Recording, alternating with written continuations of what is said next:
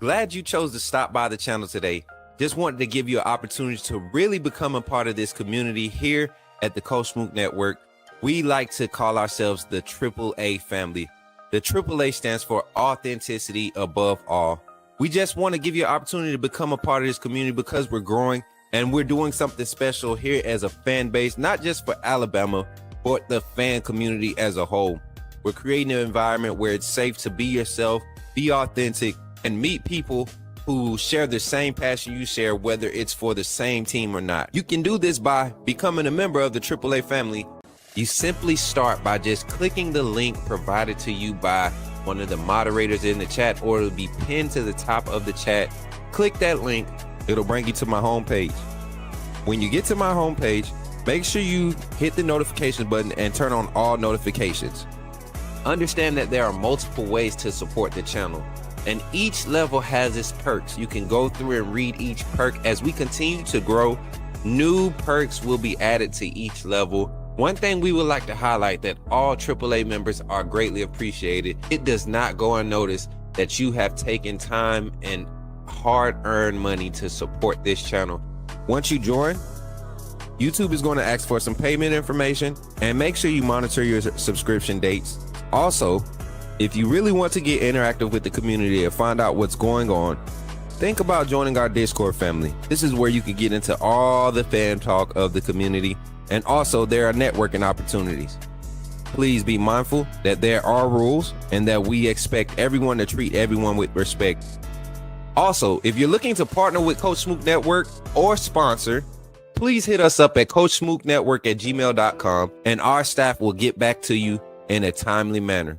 I'm your boy Coach Smook of the Coach Smook Network, and I thank you for supporting this channel.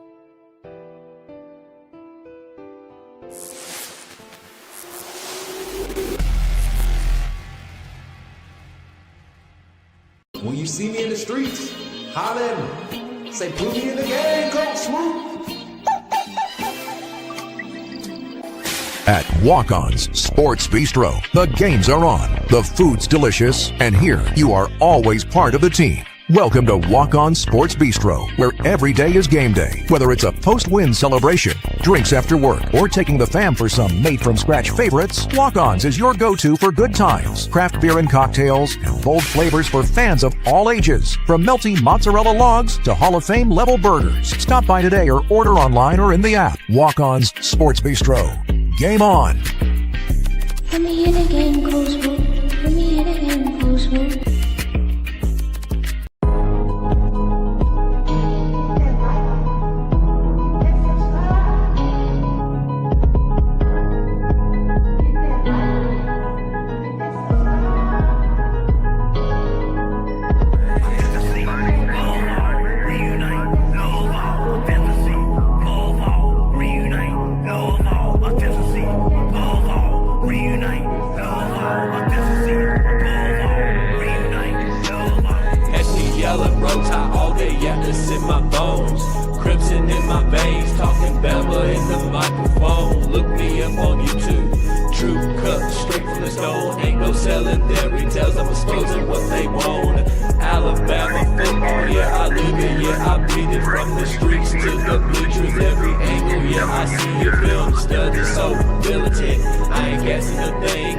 Break it down, every snap is like a coach in the team. Authenticity above all, that's where I stand.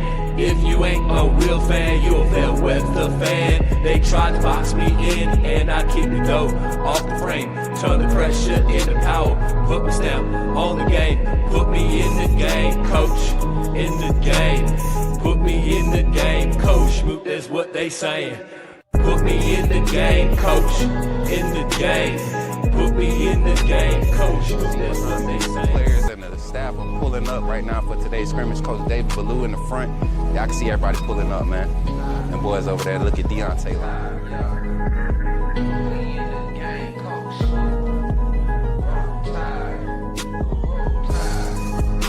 Hey, I'm walking out of Walmart. What's your name, bro? Man, my name Michael McKinney, man. I'm a true Alabama fan, and this man does a good job on his podcast, What's up, bro? reviewing Alabama football. Keep doing what you're doing, man. Appreciate that, bro. Roll Tide, man. Good morning, AAA family. What's up, everybody? Welcome in. Welcome in. It's your boy. All right, let me fix my camera. Because we are looking a little off-center. There we go. Now, that just happened, too. What's good, chat? How y'all feeling this morning? Good to see everybody. Glad to see everybody in the chat, man. Y'all give it up for yourselves, man. I appreciate y'all for being so supportive. I hope everybody enjoyed their Christmas. Man, I enjoyed mine.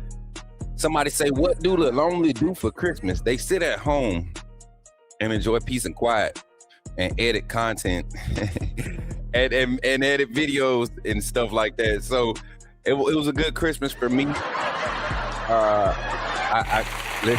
got a chance to speak to all my children.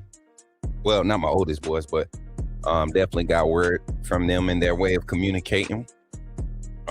Shout out to that, man. Appreciate all the prayers for my family situation. For those that know, man, we're working hard, man. I love my kids, so I'm gonna fight. For all the fellas out there, all the parents, single parents out there fighting. God bless you. Praying for you. Oh, man. Christmas has been great. This holiday season has been great. I want to say since Thanksgiving, we've been having some great times.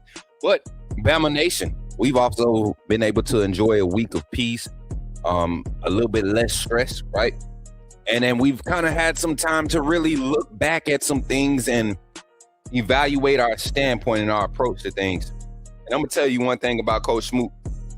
When I step, I step. And sometimes I may step in the wrong direction, but I ain't step in the wrong direction this time. Y'all thought y'all was about to get some type of apology or something from me. Man, I've been telling y'all about this team for the longest. I've been telling y'all about certain issues for the longest, and you guys kept trying to defer those issues. And we're gonna talk about those issues. What was my problem with them, and how I declared them as issues, or we define them as issues. But I'm also going to talk about how I truly believe that we've seen some issues truly fixed, and we've seen the start of some issues being fixed. So we're going to get into that today. Then we're going to open the phone lines, and we're going to open the topic of conversation for today in the chat for our phone line is what is the one fix Alabama must make before proving? And I mean complete fix, not it just randomly showed up out of nowhere. This fix is something like, and we'll talk about it, I'll get into details, but something that's been progressively been worked on. You can see that it's been worked on. Some games you've had, like the run game. We'll talk about the run game. We'll talk about how the passing game has been executed. We'll talk about the defense. We'll talk about all the major phases of Alabama's team and the execution process as far as getting the win going into the second round matchup against Indiana. But before that, let's get into the phone line. Let's get into the comments there, Jordan. Let's get into the comments. And let's get our family welcome in today for our AAA family roll call this morning. Hopefully y'all ready to get into it. Shout out to my guy Dalton checking in from TikTok, man. He's one of our special needs viewers, man. Shout out to him, man. He comes in every day, checks in on both sides, TikTok and YouTube, man. And we want to give a special shout out. I don't think we've done it in a while, but let's give a special applause for our special needs community. Whatever that special needs is, that they call it special needs, but we call them super advanced individuals. Because I'm telling you, man, I just have a heart for that part of our society, man, our community. People just, man, society got to do better, man. I see some things on social media. I've seen some things in person growing up. I don't even like to get on that subject because I get real touchy about that. So we here. Let me see. We got Dalton in the chat. Let's go, Dalton. Welcome in, my brother. Urban Essence. I didn't forget. I think I told you last time you was in here. Thank you for the super chat. Bama Main 256. Appreciate you for pulling up this morning. Roll Tide. Urban Essence. Appreciate you for that $25 super chat again. And then thank you for pulling up this morning. The Kinesis. What's good, my guy? Roll Tide. Let's see. We got 50 in the chat total between both platforms, all platforms. 25 on YouTube, 22 on TikTok. Make sure y'all run them likes up to 25 over here on YouTube. Conrad, what's good? He said, Happy New Year. Anniversary coaching news.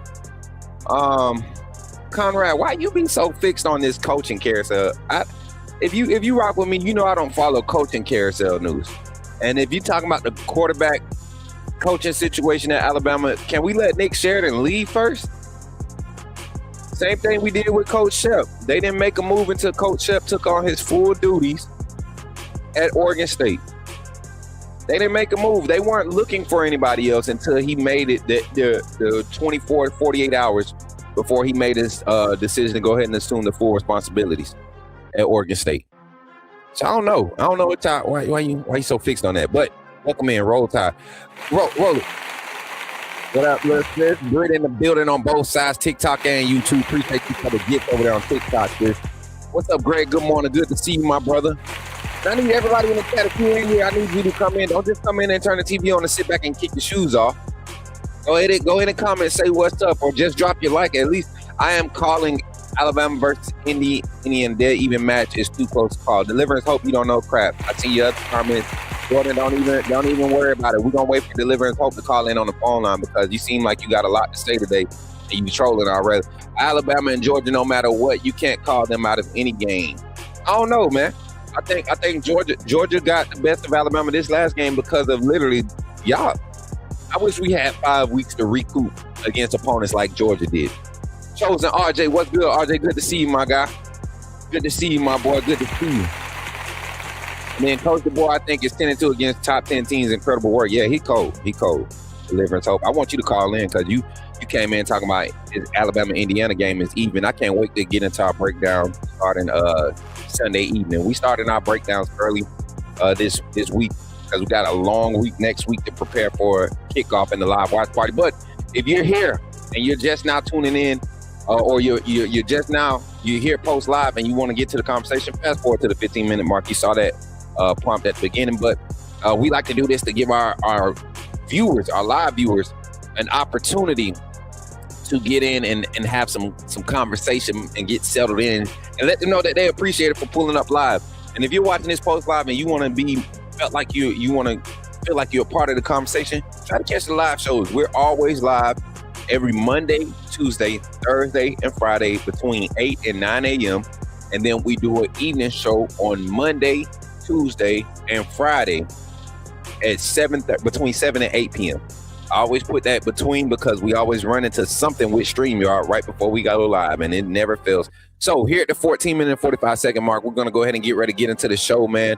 I appreciate y'all for being here today. And remember, man, y'all need to go ahead and hit that merch, man. We've been seeing the merch. I seen like 4 or 5 different purchases. I'm guessing y'all tried to get it for Christmas. I seen 4 or 5 different purchases. We appreciate every bit of your support. And with that being said, somebody type it in the chat. Somebody say it in the chat right now. Say, put me in the game, Coach Smook. Let's go. You talking about Jalen Milroe and the Pips? The perfect weak side linebacker, right? Put him next to the mic. It's not going to take us a lot of time, but I want to say that I'm excited about what. Okay, forgive me, my brother. What's on your mind? Oh, I'm good. I'm just still sorry for all the other content creators now that we have this mega star back in our presence. All right, chat, let's get to it, man. I appreciate y'all for pulling up once again here on the Coach Smook Network. Chatting with Coach Smook live morning show. Remember, this is live, man. This is live. So y'all go ahead and like, share, comment, subscribe if you're not already subscribed, and make sure you turn on all of your noties, man, so you don't miss any live morning shows anymore. You don't want to miss no more lives. Turn on your notifications, and we're going to get into the conversation here this morning, talking about the issues at Alabama and have they been fixed? If they have, or if they haven't, how do we fix them? And if they have been fixed, we're actually going to acknowledge how they fixed them. Like what makes them fixed? What makes them fixed in this moment? And in this moment, I'll say this. I'll say there are a few specific issues that I kind of want to identify that I feel like truly have had an opportunity to be established, or be fixed, right? That established themselves early in the season and had a real opportunity to be fixed. We talk about the run game. It's probably number one for everybody. We've had our disagreements on what the problem was in that. Was it an offensive line issue? Was it a running back issue? Was it a volume issue? Right?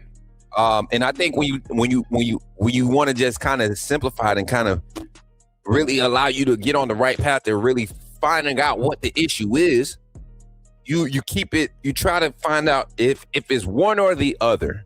And then out of those two situations, you kind of find out if there's another issue, an underlying issue behind that. So where I started for that issue with the running game, let's talk about the running game, chat. Let's talk about the running game. The running game, has that issue been fixed? Has the running game been fixed? If you ask me, if I had to say whether it's been fixed or not, to me, honestly, I don't think the running game was ever broken. You all number watchers, I continue to shut this narrative down. There's no way that you all can continue to bark at this narrative of we need to run the ball. We need an explosive run game. We need one of our backs. We got to have a 100-yard back. We haven't had 100. But this still is an 11-win team. This team has went to a not a national championship, a conference championship game, right? This team went on a gauntlet of a schedule stretch where the offense never showed explosiveness. You had two 100 total, I think you have two 100-yard rushers on the season. As far as rushers, one person having a total of 100+ yards rushing. And then I think there's only 6 games this season out of the 14. What is it? Yeah, 14 that we played. It's only 6 games where we've had more than 100+ yards. Alabama's only had 100+ yards in 6 or 7 games total rushing yards. I want to say it was 7. Didn't reach it last game, but could have had it. But you look at the run game. It has never been explosive for Kalen DeBoer and Ryan Grubb. The one year that it was for their 9 years of coaching together in this offensive scheme, the one year that it was that national championship year push with Dylan Johnson being the only back that was healthy that year. And his volume of carries, he is getting basically 3 times as many carries as any running. He was getting 3 times as many carry as any running back on this roster currently during his time at Washington. And that's not saying a lot. That's not saying a lot when you look at how Alabama runs the ball. You're talking about the most carries that a back has had this season in one game. I believe Jam Miller had 19 carries or 18 carries in the Missouri game. It was either Missouri or Vanderbilt game. I always get the black and gold teams mixed up when I'm not looking at the schedule. But I do think that Alabama's run game has room for growth. But to say that it's broken is not a completely true statement. And I'm going to say it like this, because one, anytime your offense can maintain its averages, anytime you set a mark, right? Let's say we set a mark. Let's say our average yard per carry average target this season was 4 yards per carry, right? And after 3 games, we assess this production standpoint and what our defense, what our offense does best in the run game, which blocking schemes will allow us to build on. Whatever we do fluently, let's build from that. Do that more often so we get comfortable and then build on it, add things to it. If you look at where Alabama started and where they finished, the run game has grown. What has decreased is the volume of the run game. Welcome in everybody that's tapping in. Now, if you're just tapping in, make sure you hit the like button. Make sure you hit the subscribe button if you're not subscribed. And for every viewer on TikTok, if you're jumping in on TikTok, Twitter, Facebook, or where we at? Twitch, Kick, Facebook, TikTok, or Twitter. If you're jumping in on any of those platforms, please come to the YouTube side. Make sure you're subscribed to the channel. And then also think about joining the AAA family and becoming a member. Let's get back to the conversation. I look at how you can divide these issues up, this running back issue, this running game issue. And I look at how it started and where it is now. The only argument that I will totally agree with when you come talking about the run game is that we don't run the ball enough. Now, I need y'all to hear that again. We don't run the ball enough and we can't run the ball. It's 2 different things. Those are 2 different sentiments. We don't run the ball says, hey, why aren't we running the ball more? Because when we run the ball, we actually get some positive things started, not just in the run game. You're talking about the pass game is affected by it. The time of possession is affected by it. You're forcing that defense to come into the trenches where not anatomically, right? Physically, you have the advantage in most of those situations. Let's talk about anatomy, the advantage in the anatomical makeup. Generally, you're going to have 4 offensive linemen, no more than 4. And you're going to have 2 to 3 linebackers in your front in the box, right? On average weight, anywhere across that defensive front, you'll see anywhere from 245 to 340, right? 245 to 340. And against a team against any team, against any SEC quality, any SEC type built roster, you're going to be able to match up anatomically across the front 5 with how your personnel match up. If you go 4-man, you put yourself in a good position to handle all that mass up front and create penetration, right? If you go 3-man, you're going a little bit heavier to handle that, and you're putting a little bit more speed, not getting too light, a little bit more speed around those 3 anchors. So when I look at it, and I look at the way that Alabama has matched up, the way we ran the ball out of 12 personnel, out of 11 personnel, we match up well. Both of our tight ends are 250, 6'4". Well, Quavers is 6'2", 6'3", I believe, 6'2", 6'3". Caleb Edwards is 6'5". Danny Lewis, 6'5". Who else? Josh Quavers. We talking about 6'3". Marshall Pritchett, 6'4", 6'5". All of these guys, 245 plus. You add that, and then you look at the offensive line. Nobody on the offensive line is less than 300 pounds right now.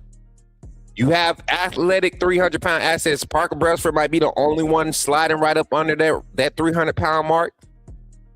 But you have athletic 300-pound guys. And so when you look at it anatomically, we're supposed to be able to match up and at least maintain our ground. And that's what, if you look at majority of the offensive line plays, there isn't a lot of penetration in the backfield. The penetration and the contact is happening at the line of scrimmage. It's happening at the line of scrimmage. Out of the, 14 run plays, turn around and hand the ball off to running backs, right? Last game. Only one play, only one run, only one handoff resulted against Oklahoma in the running back getting contact it was 3 at the line of scrimmage or behind it, and only 1 was at the line of scrimmage. So the run game is not an offensive line issue. The running backs, you can't tell a running back to press something that's not there. Momentum building, that I have never disagreed with this sentiment with the fan base. You need to allow your running backs to get in a rhythm. How do you do that? You don't necessarily have to hand it off to them 3 or 4 times in a row, but you do want the run game, the play calling in the run game, to be a lot more, the volume to be higher.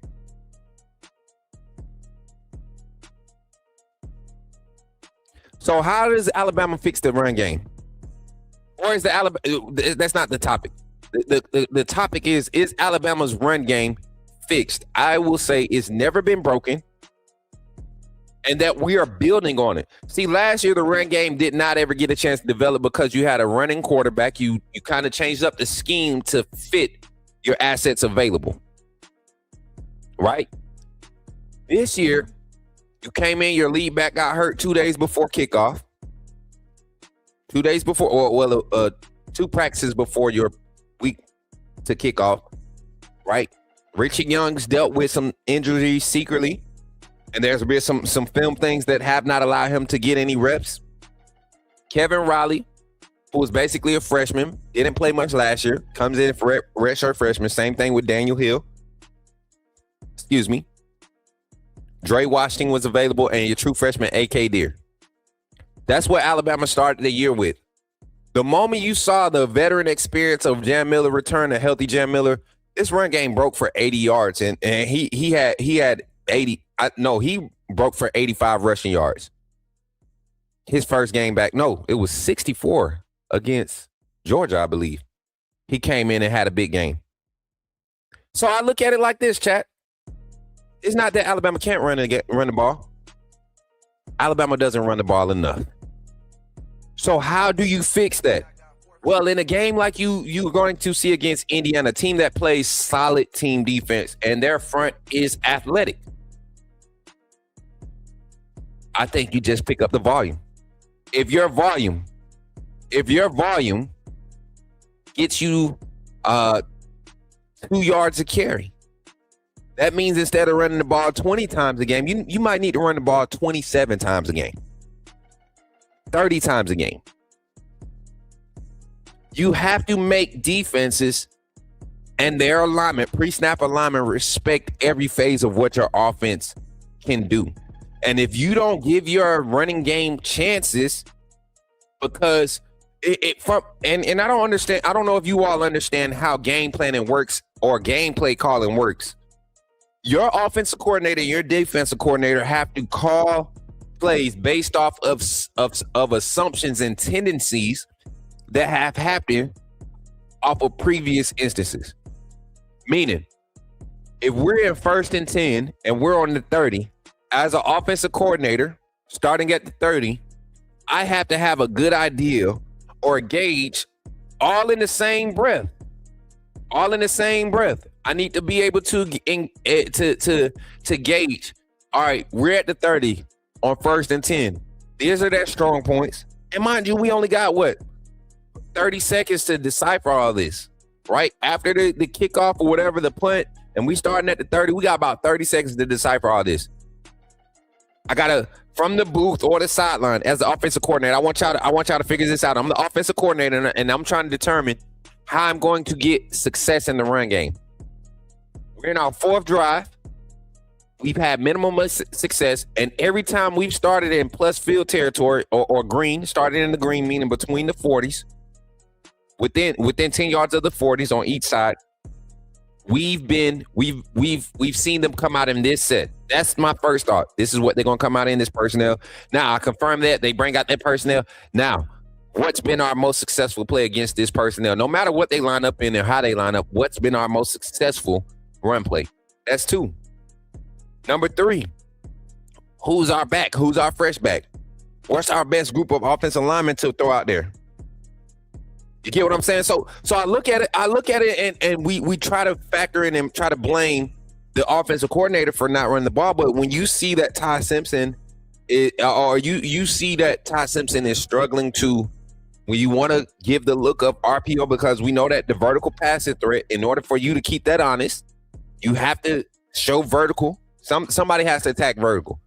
Even on the run play, somebody has to release and go vertical. Every play you're going to see a wide receiver from Bama. If it's not a strict run play, meaning 1A run play, this is what we're doing. We're turning around, handing it off. Every receiver is one of those receivers is releasing to show a vertical threat. RPOs, all these looks, you have to be able to show those. So your protection, your offensive line, you might have a pulling guard for no reason to go and get ready for a now screen look if you don't hand it off. If you want to pull it and throw the now screen. You might have a O-line slide with an RPO look. You might have a double backside pull to the strong side for RPO look, or what they call it, a counter action, counter RPO look. So you have to keep honest. If we do not hand the ball off in all of this movement and all this dressing, we will not see success against Indiana.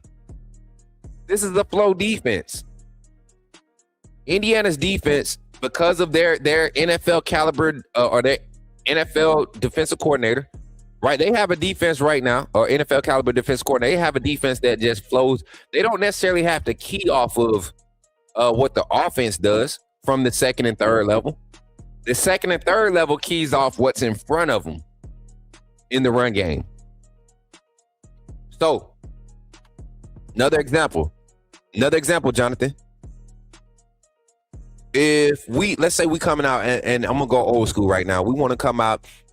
Let's get in the shotgun. We're gonna go spread Y slot, right? Spread Y slot, 22 dive. Spread Y slot, 22 dive. That's a handoff to the running back up the 2 gap, right?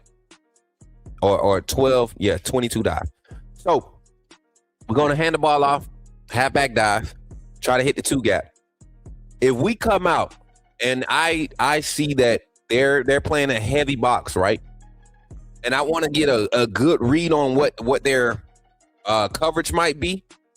They're playing a heavy box. They look like they're splitting the difference between both slots.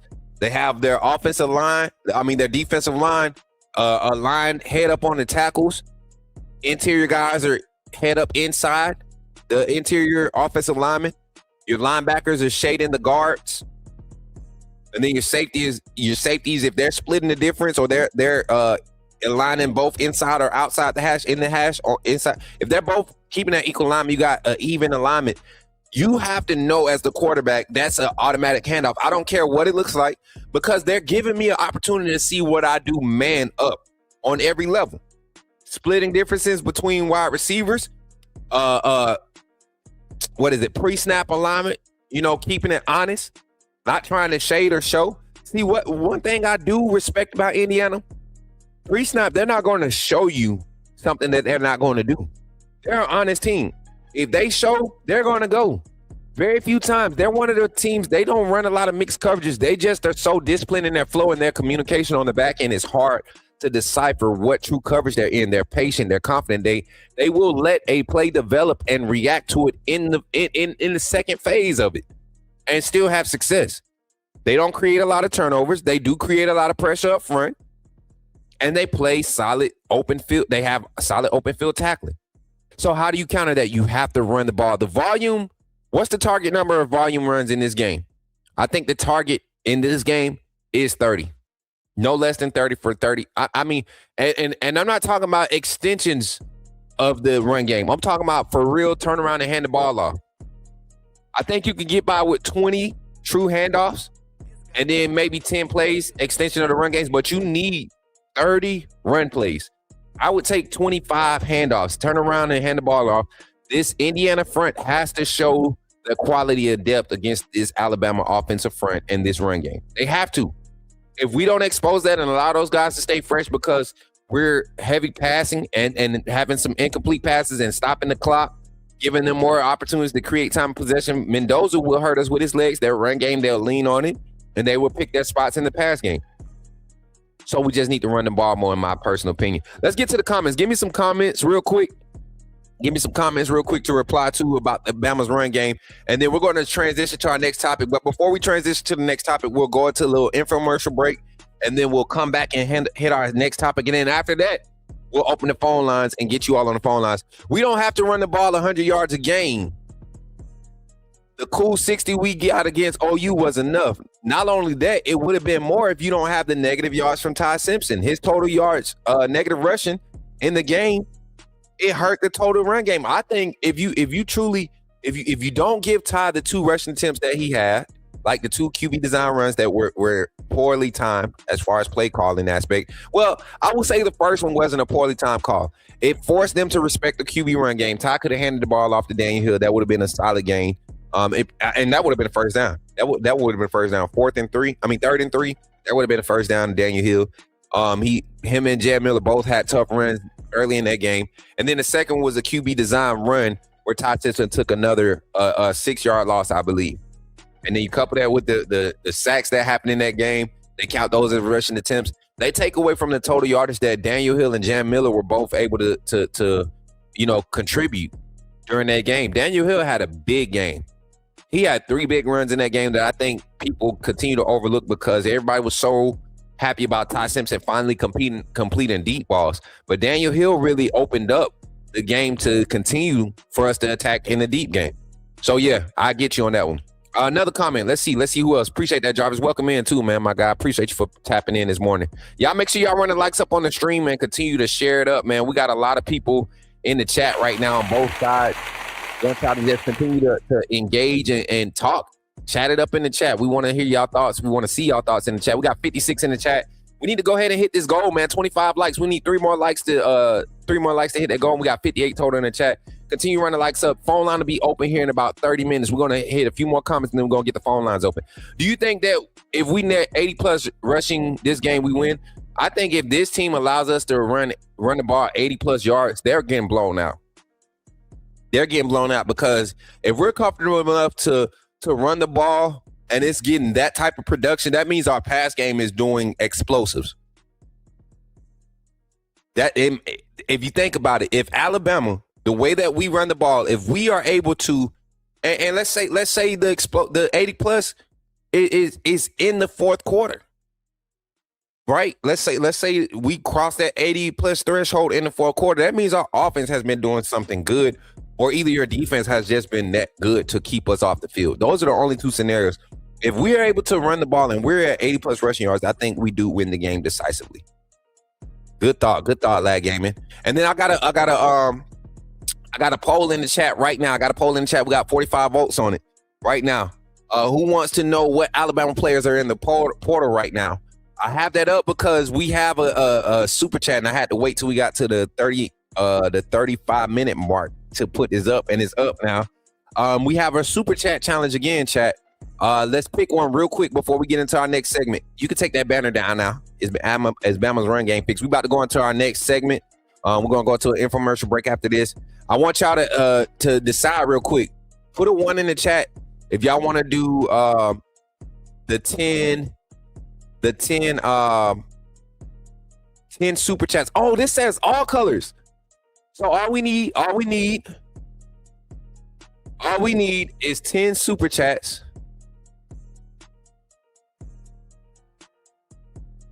Portal.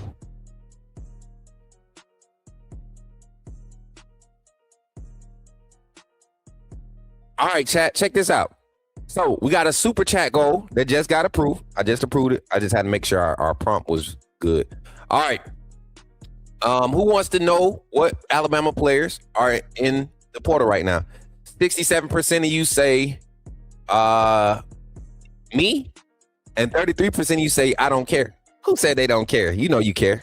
Because as soon as the season over, you're going to talk about. I would love Ryan Williams to ball out this game. Everybody would love that.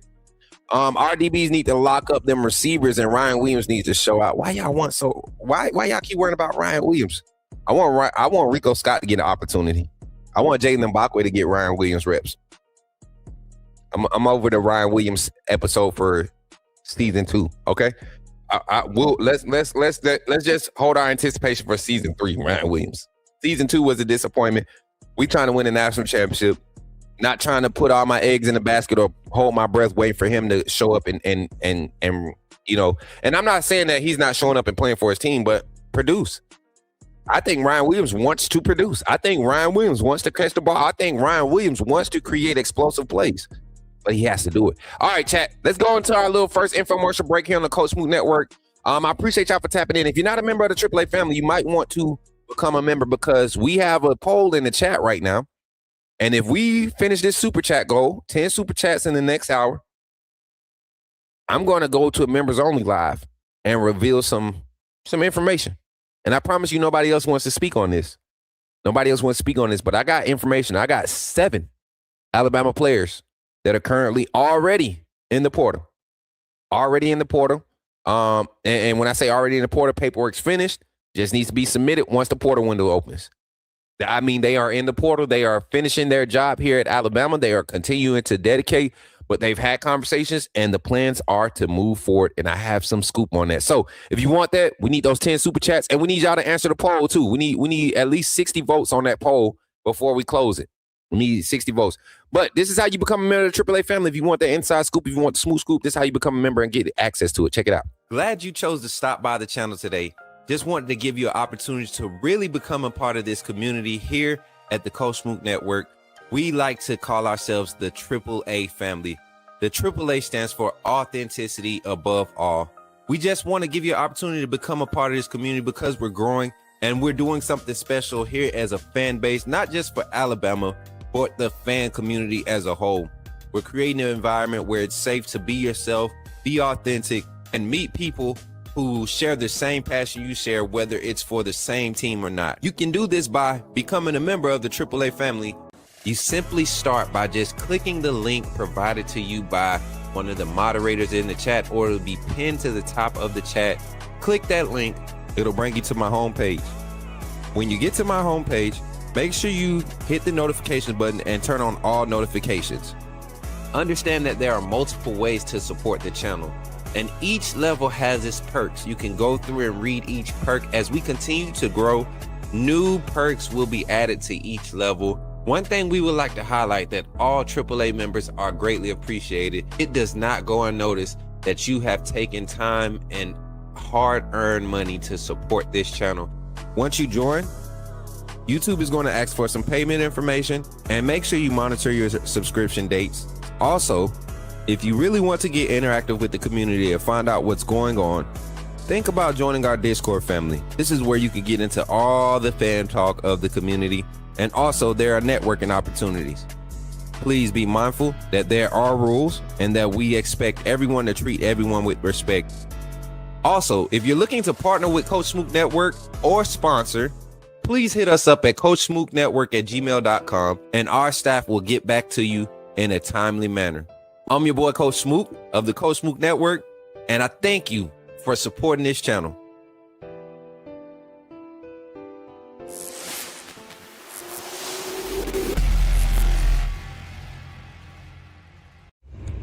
Remember, when you see me in the streets, holla at me. Say, put me in the game, Coach Smook.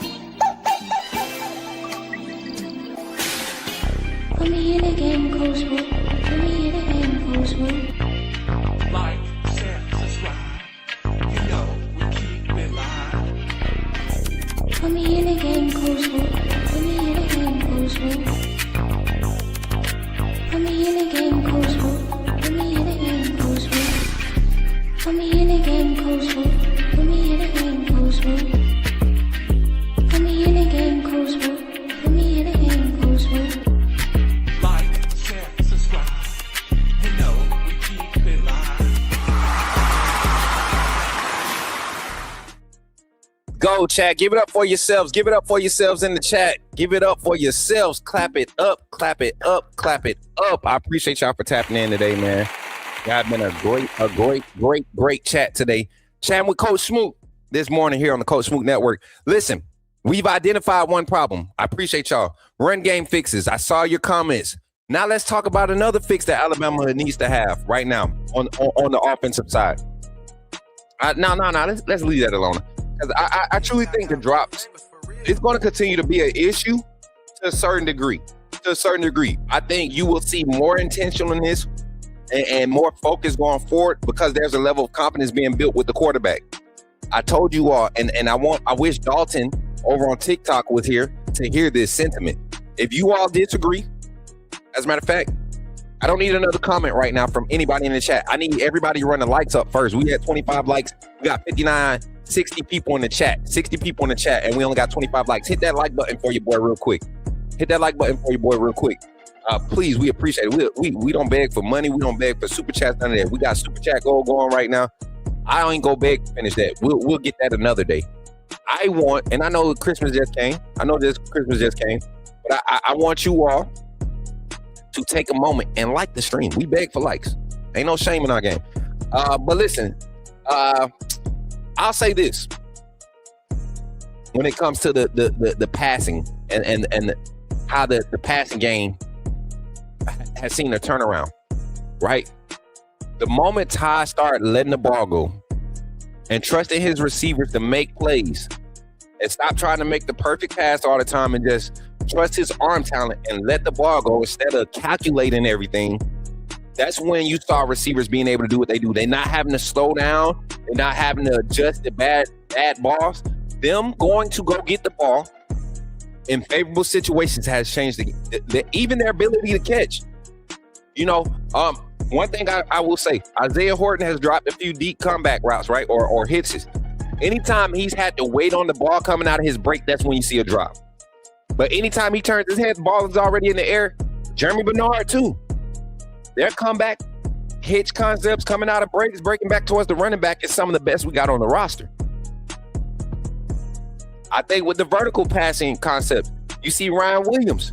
That's his thing and people want him to go to the boundary, but if Ryan Williams has a press slot situation and there's over-the-top safety help, I would love to see him and Latier Brooks with an opportunity to be in twin sets on that strong side and run some type of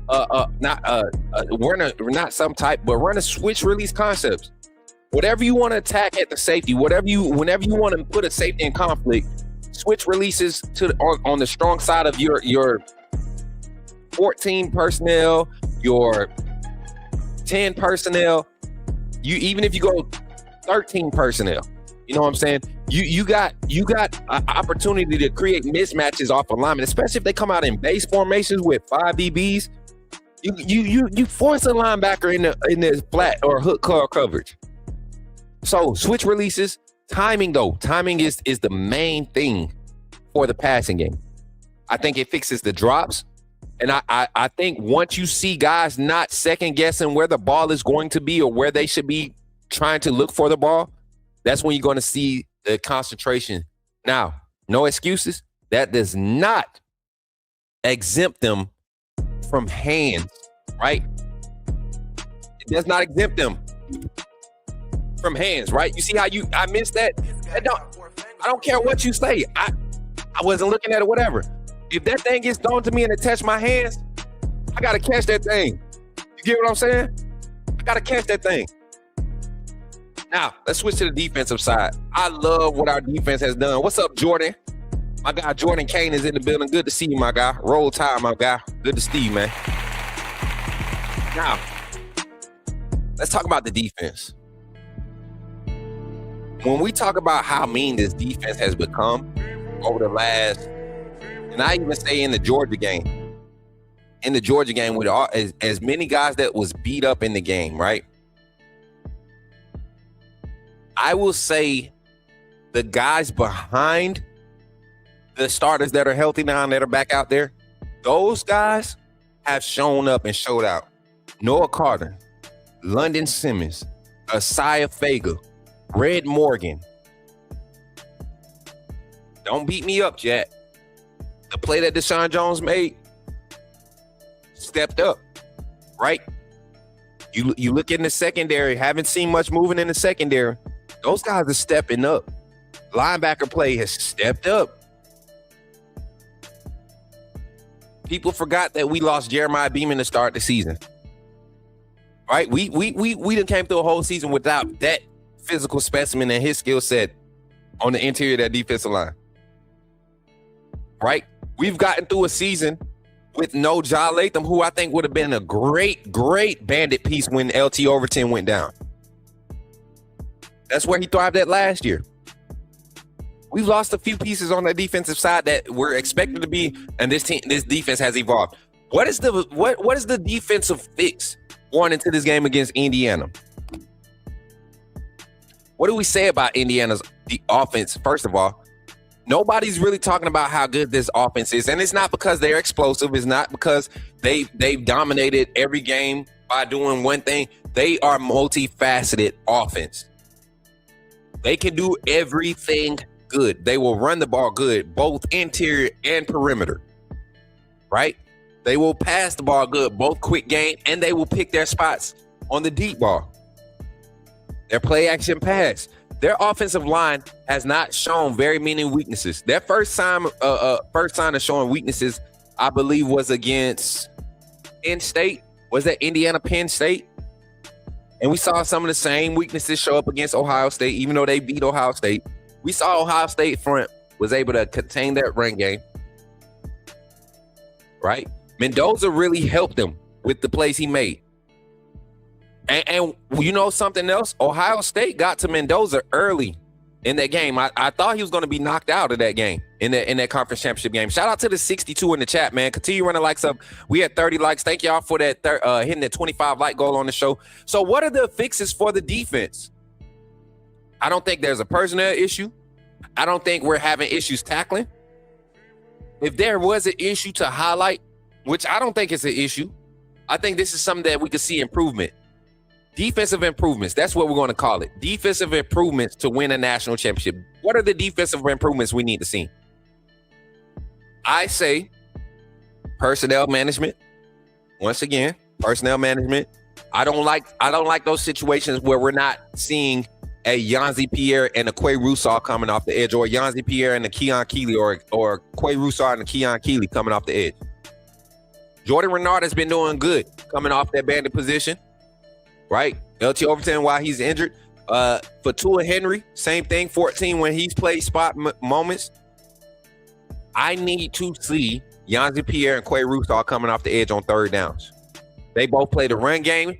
They both play. I mean, somehow or another, even right now with Alabama, and I do this on NCAA 26 because I truly think if I'm a defensive coordinator and I want to get athleticism that can fit gaps, that can get out of their stance quick, right? Get good jumps on snaps, jump gaps, shoot gaps quick, and are hard hitting, secure tacklers. My front four would be from left to right. Mind you, left to right. Let's just stay from left to right. We're starting with the wolf position. My wolf would be Quay Russaw. My defensive tackle next to him will be James Smith. Or no. My defensive tackle in this situation would be LT Overton, now that he's healthy. Then my nose tackle will be James Smith. And then my bandit, my edge over there on the other side of James Smith will be Yanzi Pierre or Keon Keeley. Like that, there's if you third and one, bring the big guys in. Give me Keenan, give me Simmons, give me Smith, give me Collins, give me that front four that's been just moving offensive lines the last 3 games. They did a great job against Georgia too. With Smith with Smith coming into that game beat up, James Smith, they did a good job. They gave the offense plenty of opportunities to get back in the game. But I think outside of just personnel management, more pressures, make teams beat you on the boundary. Xavier Brown and Dijon Lee have been doing an exceptional job in coverage on the boundary. Now the fix in the middle, I think you still gotta toy around and see who's going to be the most consistent in coverage. Who's going to be the most consistent in coverage from that nickel corner spot? Now the rover position. Listen. We're at a point now in the season where sometimes in games you just got to put your best football players on the field. I think if you told Damani Jackson to go out there and cover their slot corner, he would be in the perfect situation for his skill set.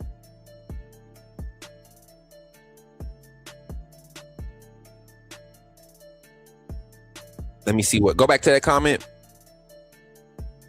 More blitzes from linebackers keep Damani off the field.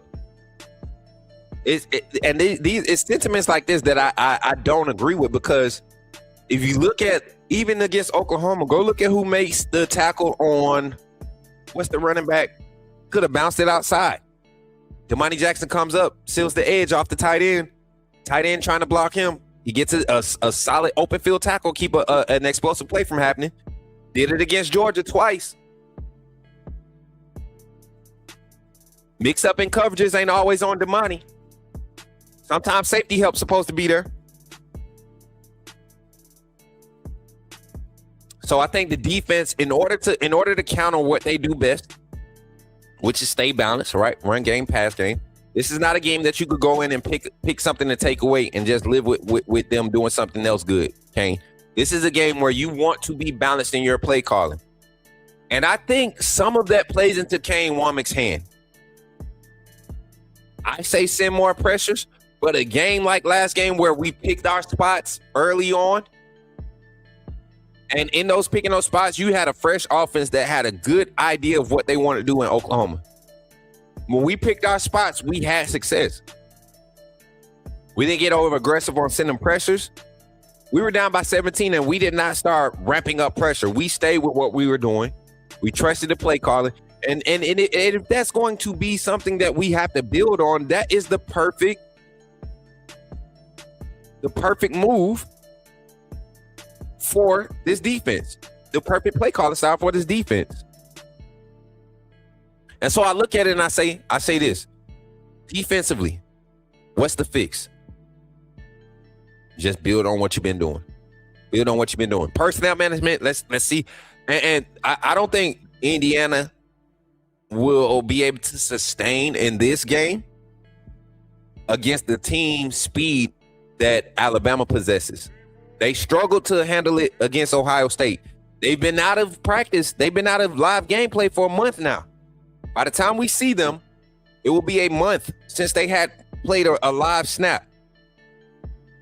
Alabama's kind of tuned up, getting some guys back. LT Overton's healthy. Even with the sickness, has been able to maintain his conditioning, strength training, all those things, just hasn't been able to be out in practice. When I saw him, last I seen him, looks healthy, doesn't look like he lost any weight or anything like that. So having him back, this game is going to be huge. Their offensive line is sound. I don't think they're dominant, but they're sound. You know what? What was the last team we've seen like that where they weren't like great? They didn't have superstars, but a bunch of guys bought in to do what they came to do. Not a lot of 5-star, 4-stars across their front, but they bought in. They believe and trust in each other, and they trust in the play calling to the point where no matter what's in front of them, right? If their assignment shows up, they carry it out, and anything extra that needs to be done, they do it fluently because nobody cares about being the star. That's a dangerous front to work with.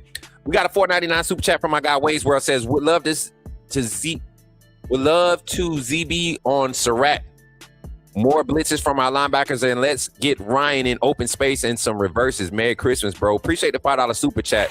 Let's break the comment down. ZB on Surratt. I think if you trust ZB on Surratt, you got to trust Dijon Lee on Surratt. You got man coverage is not Damani Jackson's problem. Y'all know that, right? Even at USC, Damani Jackson's exposures came anytime you saw him have to doing some match concepts, understanding when to pass off and when to drop, when to hang on, all of that good stuff. That's been Damani Jackson's problem. It's never been man coverage. Man coverage is probably his strongest suit. Physicality, press coverage. Why we don't do more of it, I don't know. We've seen him have success doing it. All right, let's break the next part of this down. More blitzes from our linebackers. Blitz more, you create more opportunities for the offense to counter it.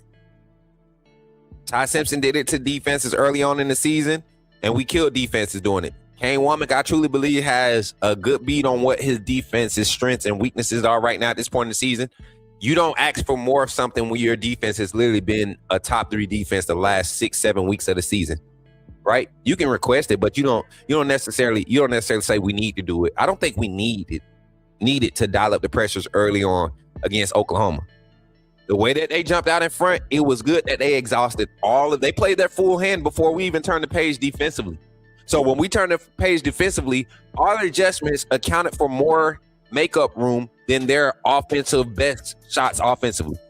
That's why I look at that as. So I have to kind of disagree with that. And let's get Ryan in open space. I made this comment on one of our comments. Hopefully the viewers are watching on TikTok that we're trying to make this argument in support of Ryan Williams getting more snaps and us continuing to try and trust him with opportunities. I say this. It's okay. The Dalton man, I got you in here finally.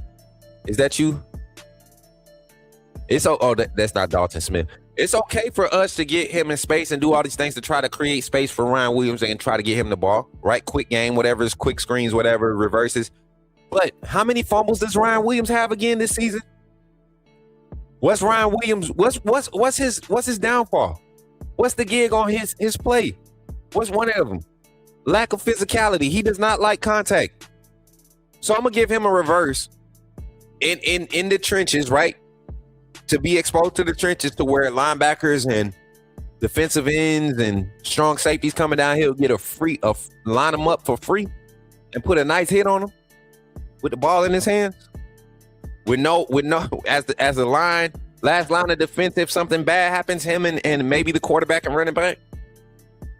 I'm not liking that. And then also, let's throw him the quick screens. He's going to use his hands and catch it. It's time to turn the page on that, Wade, and everybody else that wants Ryan Williams to have this breakout game. By all means, if he does, please, by all means, let it happen. We don't have another 6 games for him to figure it out. But I do believe Rico Scott, Jalen Backway, and Latsier Brooks, what you want from Ryan Williams, give that to them. Take him out of the slot completely. I agree. Take him out of the slot completely. Put him on the boundary. Make them split reps with Jeremy Bernard, Derek Meadows, and Isaiah Horton. Make them get in that rotation and split those reps. Less reps. Maybe he be more productive. I've said that about other players. I don't think Tim Keenan needs to be a 60-snap defensive tackle to show how quality of a player he is. I don't think Ryan Williams needs 20 snaps. 10 snaps, 4 targets. Ryan Williams could be the most impactful player in college football. 4 targets, 10 snaps. I think he can do it. If we're running 55 offensive plays a game, I think Ryan Williams should be on that field maybe 30 snaps max. Give Bach and Latair Brooks 20 snaps to divide. Nah, if that's the case, man. And see, that's the thing. Y'all not looking at it from that standpoint. Y'all want Latair Brooks with more time. Y'all want Jeremy Bernard with more time, more targets. Y'all want Isaiah Horton, right? Y'all want to see Rico Scott. But guess who's getting all those opportunities and those targets early in the season? Your boy Ryan. And what we seeing from it? Nothing. We did it versus Georgia, and he also had 2-3 big drops against Georgia.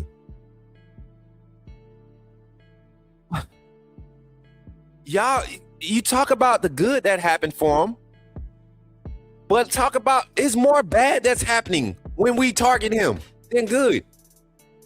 How many positive plays have come from Ryan Williams? Let's be real. Let's be real.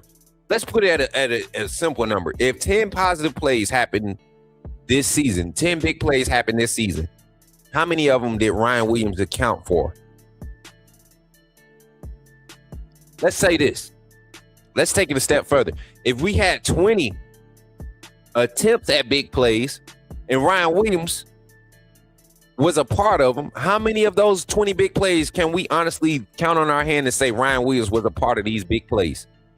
Whether they were huge conversions on third and line of game, fourth and line of game, a score in a big time moment, a breakaway play.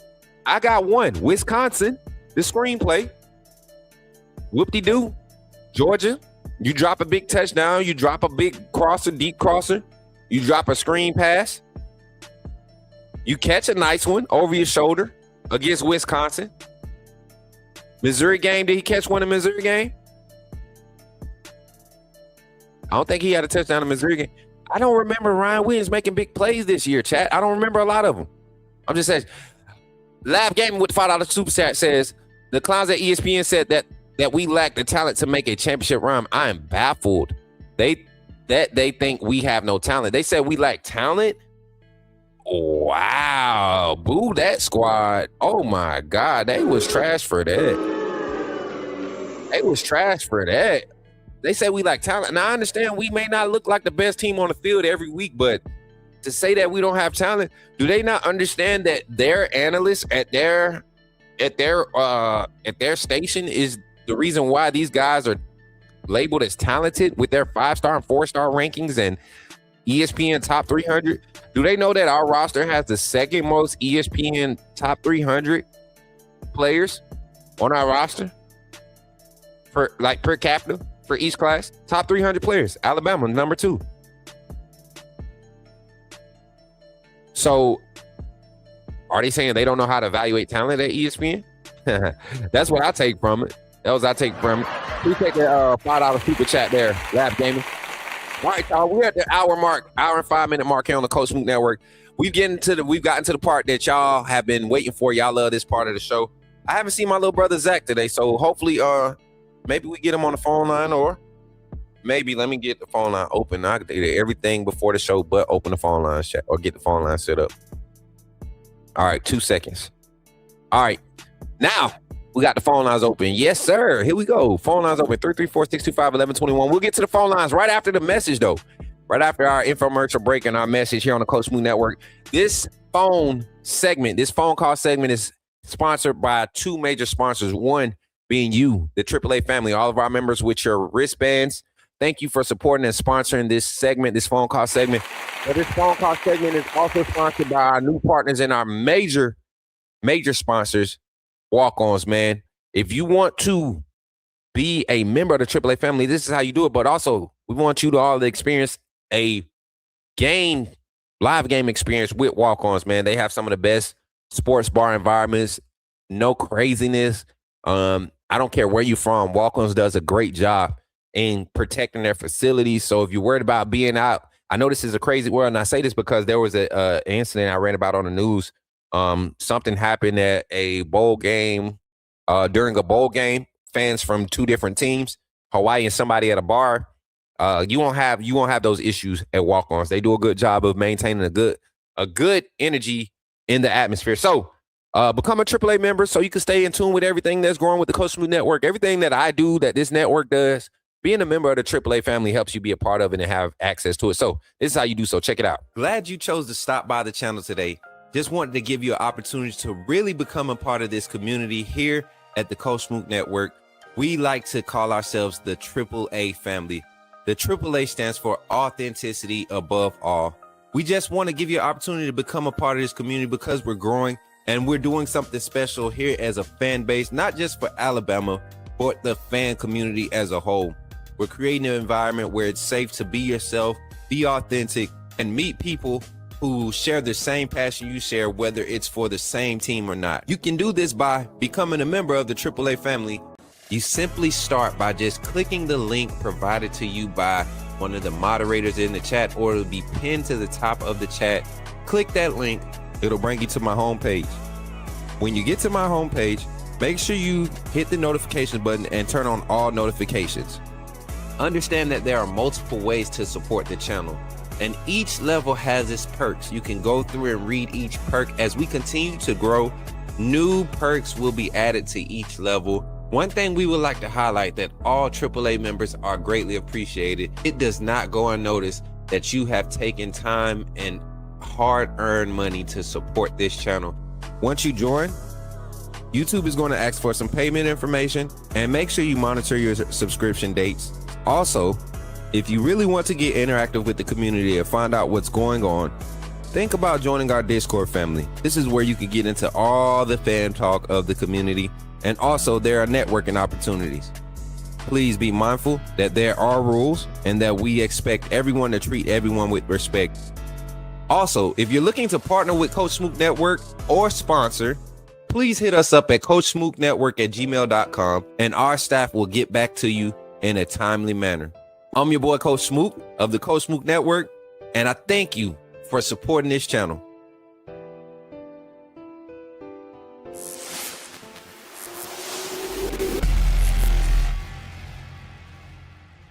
When you see me in the streets, holler at me.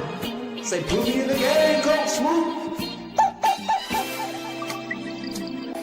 At Walk-On's Sports Bistro, the games are on, the food's delicious, and here you are always part of the team. Welcome to Walk-On Sports Bistro, where every day is game day. Whether it's a post-win celebration, drinks after work, or taking the fam for some made-from-scratch favorites, Walk-On's is your go-to for good times, craft beer and cocktails, and bold flavors for fans of all ages. From melty mozzarella logs to Hall of Fame level burgers. Stop by today or order online or in the app. Walk-On's Sports Bistro.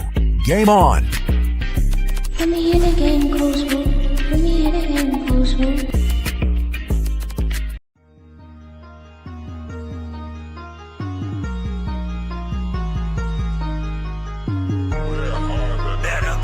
Subscribe, you do roll with the tide. I'm down in the gun with Coach Smook. Through the game, roll tide, roll tide. Better go subscribe. TikTok.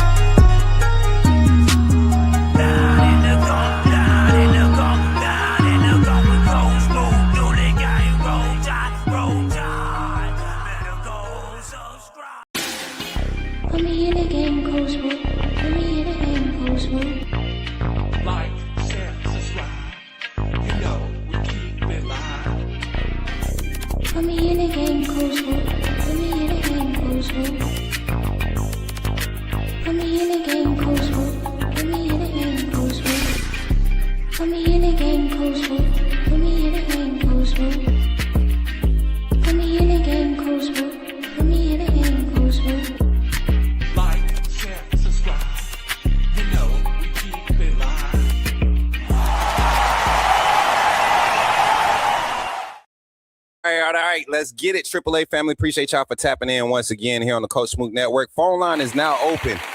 334-625-1121 is the number. Call in, say your name, and put me in the game. Coach Smook, I want to hear everything y'all got to say. Topic of conversation today is, has Alabama fixed its issues, or what is the one Alabama fix that must be made before this team wins a national championship?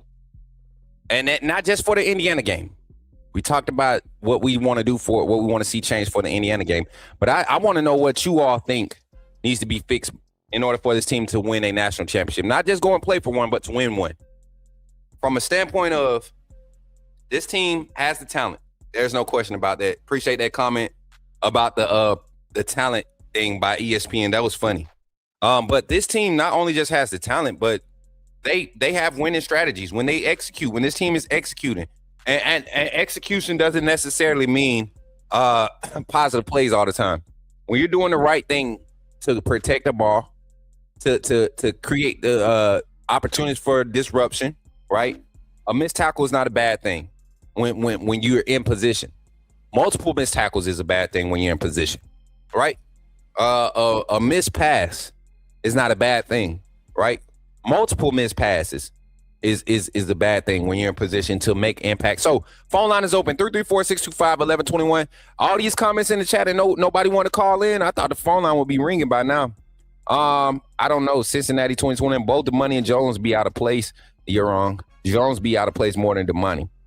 Damani misses up.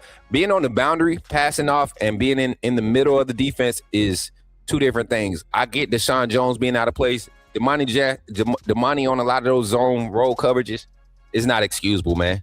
You're the boundary, and a lot of times you're basically playing backside safety from what a lot of his concepts put him in. So let's see some more comments till we get somebody on the phone line. OBO Steam Hub World, what in the world? Where you coming from over there on Kick? Appreciate you for pulling up. Y'all still got hope for Ryan? You still got hope for Ryan? That drop versus Georgia still haunts me. It's only one ball. Exactly. And they want it to go to Ryan Williams 70% of the play calls for what? Right? You saw the percentage of plays designed for him decrease and the offensive production increase. Each game. Dalton Manning is a very good person. Facts, you are. Inside the red zone, we need to use Meadows more on drop balls. He is a mismatch problem. Jaquan, I agree. Not just Meadows, but you got Isaiah Horton. He's a mismatch problem. 6'4", 225, 220. You're not seeing many DBs that can body him up or jump with him. 334, we got a first call on the line. Let's see who it is. Call from. To accept, press 1. To send a voicemail. Yo, you're in the game with Coach Smook. What's your name? Hey, What's up? Who is it? What's your name? My name is Dalton. Oh, what's up, Dalton? Y'all give it up for Dalton, man, and y'all in the chat. Everybody give it up for my guy, Dalton, man. What's up, Dalton? Good to see you, man. Hey. Give it up for my guy, Dalton, man. Hey, you put up a game today. You talking about on the video game? Yeah. Yeah, I'm gonna be on there probably a little bit later. You gonna jump in and watch it? Yeah, you put up a game today. You gonna play the football game today too? Yeah, me you. Oh, you gonna be against me? Yeah. Yeah, Dalton that came in and challenged me publicly on the phone line. Dalton, I gotta put the siren on. I gotta turn the siren on, Dalton. You got a siren, Dalton. I had to give you a siren, Dalton. You getting on the phone line, acting up, man. Can I get a roll tide? Whoa. That we'll talk about. Beat Indiana. Yeah, whoop their ass. Ain't that right? Ain't that right, Dalton? Hey, You say what? I mean, Yeah, I'm gonna add you on today. I'm gonna add you on. On PlayStation. You got to add me on PlayStation. You remember how to do that? I mean. Okay, you got to send me your PlayStation name on my messenger on TikTok. You my friend? Just write it. Send me a message, okay? How? From your phone. Just send me a message, okay? Hey, Coach Smook, nobody like me. I am retard. Nobody like me. I am retard. Nobody like me. Nah, man, that ain't true, Dalton. And you not a retard, Dalton. You better not ever say that again. You not a retard. You ever let nobody tell you that. Everybody don't like everybody. Everybody don't like me. Just because I'm on this camera don't mean everybody like me. You know, you don't gotta listen to all that extra stuff. You be the special person that you are. You keep being Dalton the man. You hear me? You hear me? You be strong, man. You be strong. You keep pushing, okay? I mean, right now. I mean. Yeah, I'm gonna add you. I'm gonna add you in a little bit after the show, okay? How? I'm gonna add you on PlayStation. I mean. Yeah. Say roll tide one more time for us, Dalton. Oh, Tom. Y'all give it up for my boy Dalton, man. Give it up for Dalton in the chat, y'all. That's my guy, man. Appreciate Dalton for calling in, man. Y'all know this is a different type of show, man. We create vibes for everybody to call in. Our special community, our insubordinate and fair weather community. We got space for everybody. 334-625-1121. And our true fans. Call in, say your name, put me in the game, Coach Smook, and we'll get you on the line to talk some Bama football. But we're talking about fixing the team, man. Fixing his team, fixing Alabama. Hey, I didn't want to put this as a offense or defensive thing when I was saying it, and I'm going to continue to talk. I know everybody's traveling for post-holiday moves and stuff, trying to get back settled with their family, so probably timed up the calling show on the wrong day, huh? But we'll do another one. We got calling shows all week next week, so y'all will be a part of that. Looking at it though, I wanted to say this, and I love the topics and the points I made in the earlier discussion. I wanted to say this: the primary fix for this team, I don't think it was just the mental for the players. I think there was a mental fix that had to happen for this staff. One, to trust the process and understand that their way or what they felt like the team needed to do to win, they had to trust that process. They had to go in there and take that game plan or that approach and have the confidence to carry it through. Adjustments, let's talk about adjustments.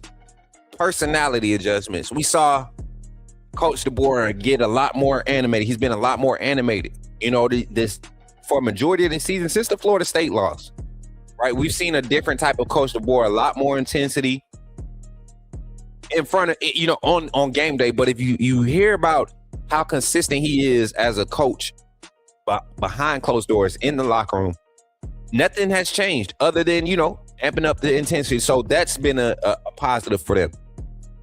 But thinking that you're going to come into this season, right, and because you have an OC and things were going to fall in place, the OC that you're used to, you still got to get that OC acquainted with players acquainted with OC understanding, yeah, that this is a football player, but this is this football player's personal skill set, his best skill set. This is how he can help this offensive scheme be his best. And it took some games to figure that out. And I do believe because of that, you've seen the rotation handled at the wide receiver position like it has been. You've seen behind the running back, behind Jam Miller in the running back room. You've seen Coach G have more control over the running backs because I think Ryan Grubb truly wants to have that full control or that full touch with the passing aspect of the offense, right? And it shows in his play calling sometimes. We'll have the run game going and he'll go away from it. And you're wondering why. But at the same time, you're seeing opportunities for the pass game to have success. So we're not going to let that phone call come through. So to say that the mental aspect of this team got fixed. I think that's a fair statement to assume. Defensively, lack of effort in week 1. And the good thing about this season, we didn't have to experience a bunch of games where the energy was down. Even the loss to Oklahoma, it wasn't because of a lack of energy, right? It wasn't because of a lack of energy, and it wasn't because of a lack of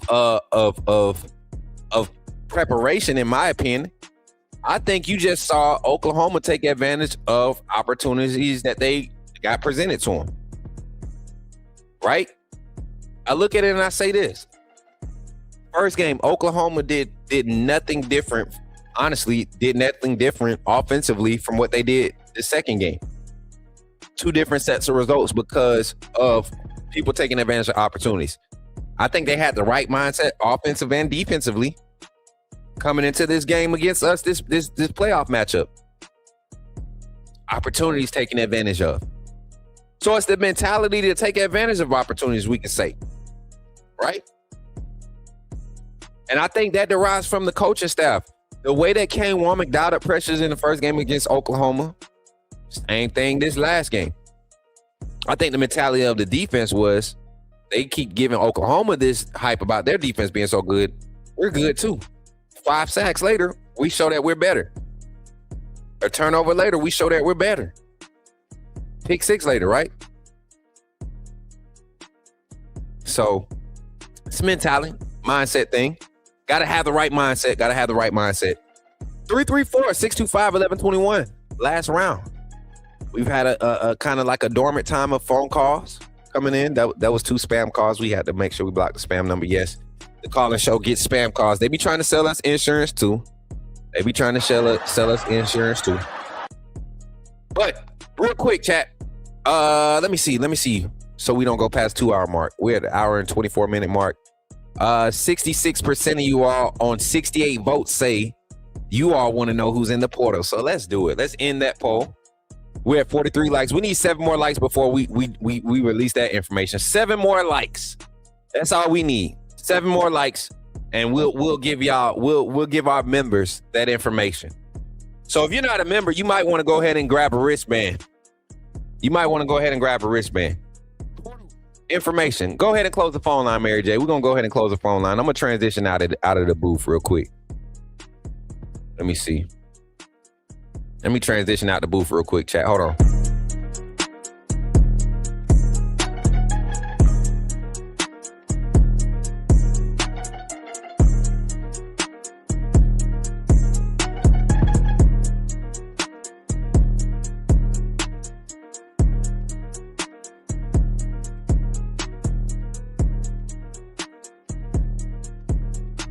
All right, chat. So here we go. What y'all doing? We got them likes yet? We still need 6 more. What it do, Sam? Good to see you in the chat. Let me get in the comments while we wait for these likes. I want to tell y'all some information, but y'all act like y'all don't want it. We need 6 more likes. Like, if we are lacking anything, it's not talent. Facts 100%. Bama Dave says, good, let ESPN keep thinking that in the whole country. Facts, Bama Dave. Bama Dave, I'm surprised you ain't want to call into the phone line, man. I'm surprised. You must be at work. That's because they hate Bama. Facts. They hate us. With those drops, Ryan could have had it like 800, 900 yards, 10 TDs. Shaking my head. Facts. I bet Damian Harris said we would lose by 100. Man, listen, if anybody could get a clip to Damian Harris, I would like to have an on-screen discussion with him and try to figure out what his real issue is with Alabama, or is he just a real sellout at this point? Is he so bought in to building his analyst career or broadcasting media coverage career that he will say any and everything to get the attention on him about Bama? Any and everything negative. Same thing with Marlon Humphrey. Like, guys, your career is nothing without Bama. Damian Harris goes to Oklahoma or where else he was supposed to be going, Penn State or wherever he was going. He goes there. He not Damian Harris. Nobody knows who he is. If he was RB1 at Bama, the primary back at Bama for 3 years, nobody would know who he was. He wasn't. He had Josh Jacobs. He had Najee Harris. He had Bo Scarborough in front of him. Like, all those guys were around him. So, yeah, you had a decent career. Congratulations. Don't get it twisted, bro. Bama made you. Bama made you, my guy. Call from. Jimmy from Ohio. Put me in the game, coach. To accept, press 1. To send a voicemail, press 2. Yo, we got Jimmy in the game with Coach Smook. Talk to me, Jimmy. What's good, brother? What's going on, Smook? Man, I was listening to you about and I'm not gonna stay here long, but I was listening to you about Damian Harris, man. I think he sold out. Yeah. I think I've never seen and look at all the media personalities that, went to a certain school. I've never seen this drastic push to put negativity on your former school. Any personality I've seen on TV. I don't see obviously I don't see Mark Ingram doing it. I don't see David Platt talking about Georgia. I don't see Danny Cannell dogging Florida State. I don't see what's his name? Tim Tebow, SEC Nation. No, Florida looked trash this year. Florida. And this man, and I'm not saying I'm not saying you go blindly and just say stuff to be objective. Be objective. Right. Be objective and act like you got some pride. Desmond Howard went into plenty Michigan, Ohio State games during the 2000s, knowing that Michigan probably wasn't going to stand a chance against some of those. It wasn't dogging Michigan. Come on, man. No, I even and let's keep it honest. Let's keep it honest, Smoke. And there's something else I want to say about another personality, brother. We're gonna be honest today. Damian Harris, if I'm not mistaken, that game you were showing against who was that? Georgia in the SEC championship? Yeah. I didn't see him do anything on the field. Come on, man. I didn't see him do anything. It was Josh Jacobs and Najee Harris. Even in the national championship comeback. The national championship comeback, the year that the freshmen took over, when two of them won that natty. He had like 17 rushing yards. Come on, man. A true freshman Najee goes in and freaking explodes, and then the next year you benefit from him and Josh Jacobs being the bell cows. Now, I will say this. Bell cow, when I say bell cow, guy with the most production. Right. Josh Jacobs and Najee Harris were RB1 and RB2. If you look at production, how they impacted the game, right. Damian Harris benefited from those guys being in that rotation. Yes, he did. It ain't like he was such a great running back, and you saw how that turned out for him when he got to the league. You see honestly, Smoke, bro, I hope somebody calls him out on that. Because I did. When we beat Indiana, stay on that side of the fence, bro. Stay on it, because he was on the Oklahoma side. He was on the Georgia side the first game. He was on Missouri. This man, Damian Harris, had the nerve to say that Missouri and Vanderbilt, of course, he was on the Diego Pavia. You know what? Damian Harris, I would love, and this ain't no clout chase, I would love to talk to him directly just to figure out what it is. I don't even want to do it on camera. I want to know what it is. How much they paying you? Are you getting paid more than Christian Miller? Because I've been over on Christian Miller's show, the Edge with the Miller's Edge, whatever it's called, and I've seen him complaining about stuff, but he's objective in his complaints. As crazy and far outish as they are, right? With some of the things that he says, and to be somebody that played at that level, you would think that understanding the game would be. You would expect somebody that played the game to understand the game a lot more than what these players say and do on some of these panels. Right. And my thing is, Smoot, you got Mark Ingram on Fox. Fox is ran by the Big Ten. And they hate Bama. Now, you ain't never seen him dog Alabama. Never. Now, he'll give him motivation.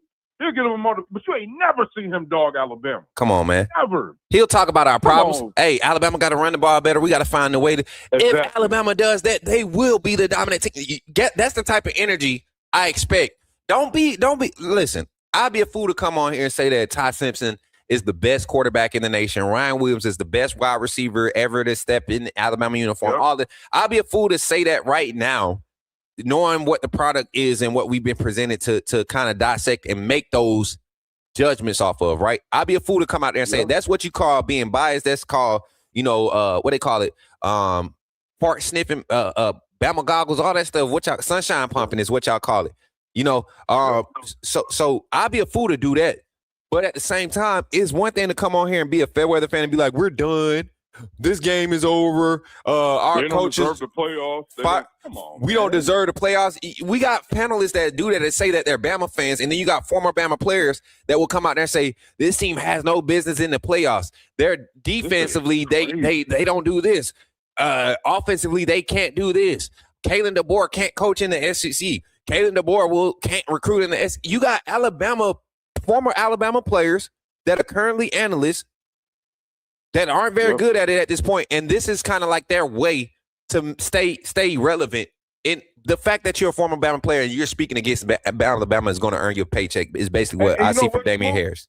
And you know what, Smook? And you got cats like Greg McElroy. When before he used to dog Alabama. Now you know it's a shift when he's actually giving Alabama credit, which is crazy. You know what? To Greg's defense, a lot of his criticisms were on the offensive play calling and Jalen Monroe last year, and I can agree with that. And then when he started going for the culture at Alabama, that's when I kind of started questioning, like, bro, you were there when Saban changed the culture, or well, you got to come in on the tail end of Saban changing the culture at Alabama. So I can understand why his takes were that he came from that Saban. This is what Saban the era is going to be under Saban. That's when he got there. Yep. They were already experiencing success. And I want to say this, man. You good, brother? Take your time. There's a media content creator. I guess he's an Alabama fan. Sports by Jance or Sports with Jason. He's an Alabama fan, man. Stay on that side of the fence, dog. Stay on that side of the fence, dog. You a Buffalo Bills fan. You a Bama fan. You be against the first time they played Oklahoma. I went to the game, Smook. I watched the video. You dogging Alabama like, oh, this team isn't going to make the playoffs. Kalen DeBoer, Ryan Grubb, I don't think they know what they're doing. Now when we beat Oklahoma, oh, I'm proud of this team. Man, get out of here, man. Stay on that side of the fence, man. Make sure you let the dog out too. Hey, stay on that side of the fence. I'm proud of this, man. You know what's funny, Jimmy? That's how I know you haven't been following me that long, or I ain't gonna say that long. You haven't been following me that long enough. Me, Jance, and Coach Sean used to be on the panel together on Bama Football on YouTube. Okay, yeah. So one thing I will say, and I rock with my boy Sean forever, regardless of our differences right now with our content pushes. That's my brother. And one thing we would do all the time, Jance and his fair weather complaining, it was nothing for us to call him out on it. He fair weather as they come. And one thing I respect about Jance, that's just Jance. That's just Jance. Yeah. The funny thing about Jance, he knows football. He knows football. Yeah, he does. He know what he's talking about. He ain't built like us, you know. Where you from, Jimmy? You from Alabama, right? I'm from Huntsville, but I live in Ohio now. Okay. So, but you grew up playing football in Alabama? Yes, sir. Yeah, Columbia High School. Jance didn't get that. Jance played with the other kids. Yeah, I can tell. He played with the sweater vest kids, man. And I could tell. Everybody, they went most of the time. The teams he played on, they went 1-9 every season. The team that they beat, that they got the win for, was the jamboree game at the beginning of the season when they scrimmaged the 8th grade team from the middle school. That's the type of. I think on the sideline, he never got to experience like, be a man, right? We're going to lose. So that shaped his whole. And I'm gonna leave it at this, Smook, and I'm gonna get out your hair, brother. I'm gonna leave it at this, man. A year ago, if you would have told me Kalen DeBoer was in the SEC championship, we made it past the first round. Now we in the semifinals or quarterfinals, whatever it is for the playoffs. I wouldn't believe you, but here we are. Last year, before the season, people were saying that if Kalen DeBoer don't make the playoffs, he's on the hot seat. Well, here we are. What's next? What's going to be the next reason? If he don't win in that, he got to go. He got a top 5. Hey, Smook, tell me this, Smook, and all the Alabama fans out there. Is Keelan Russell not the most highly recruited talent that Alabama's ever recruited? The second highest rated quarterback recruit coming out of high school since Bryce Young. Come on, man. What are we talking about? And we can't recruit. We can't recruit in the South? We can't recruit, Jimmy. We can't recruit. He can't recruit. Hey, Smook, man, roll tide, man. Hey, belated happy Christmas, happy New Year's to you and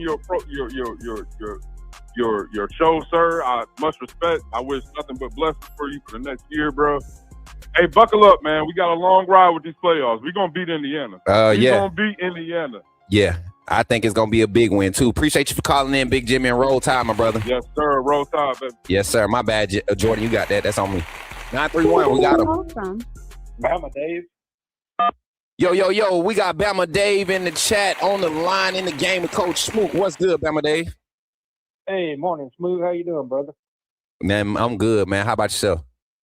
Yeah, pretty good. The two things that I want to see the team work on in order to make this natty run is, number one, we got to cut down on the 3 and outs, the back to back to back. I mean, when you don't go to 9 minutes in the second quarter before you ever get a first down, something's wrong with that. Yeah, 100%, man.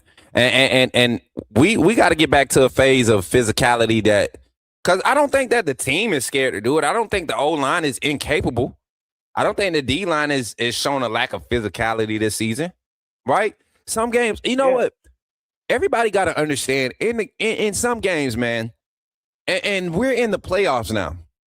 If our D-line didn't get any push against EIU, I would be like, our D-line, our defense, you know. But we dominated the front against EIU, Wisconsin, ULM, LSU, Tennessee in the second half. Like, we dominated fronts. So when people be like, man, our D-line can't get no pressure, man, we're going against another squad with 4 and 5 star defensive linemen, veteran offensive linemen that is protecting a quality. Man, this isn't Bama has all the talent anymore. Talent is everywhere.